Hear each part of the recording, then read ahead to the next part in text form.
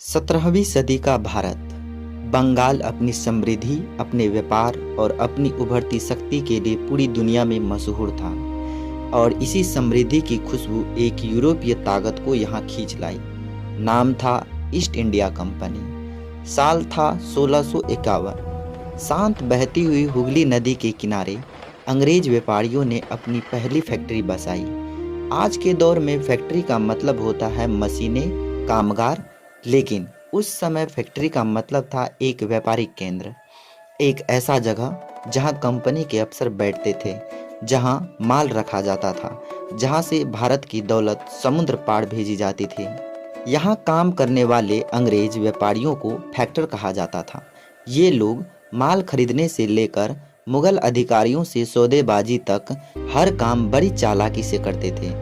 जैसे जैसे कंपनी का व्यापार बढ़ा, उन्होंने भारतीय सौदागरों और व्यापारियों को फैक्ट्री के आसपास बसने के लिए उकसाना शुरू कर दिया। और देखते ही देखते एक अंग्रेजी बस्ती, एक नया कस्बा और एक नया साम्राज्य उभरने लगा। 1696 में कंपनी ने बिना किसी डर के इस आबादी के चारों तरफ किला बनाना शुरू कर दिया। यह किला सिर्फ पत्थरों का नहीं था, यह शुरुआत थी अंग्रेज ताकत की, भारत में फैलती हुई उनकी महत्वाकांक्षी की। 2 साल बाद अंग्रेजों ने मुगल अधिकारियों को भारी रिश्वत दी और 3 गांवों की जमींदारी खरीद ली। इन 3 गांव थे कालिकाता, सुतानुती और गोविंदपुर।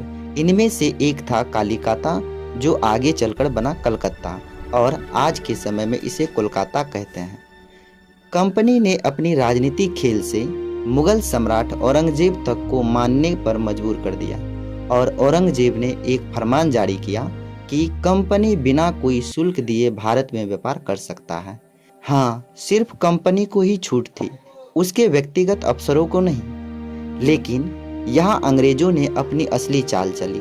कंपनी के अफसर भी अपनी निजी व्यापार को कंपनी का व्यापार बताकर जरूरी शुल्क देना बंद कर दिया। राजस्व कम हो गया, बंगाल को भारी नुकसान होने लगा। तो क्या बंगाल के नवाब चुप रहते?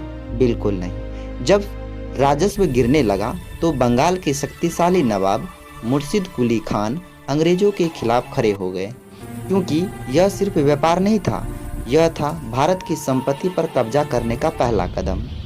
बंगाल में अंग्रेजों की ये चालें आगे जाकर भारत की किस्मत बदलने वाली थी। यही शुरुआत थी उस कहानी की जिसने आगे चलकर पूरा देश अंग्रेजों के अधीन कर दिया। और यह सब शुरू हुआ था एक छोटी सी फैक्ट्री से।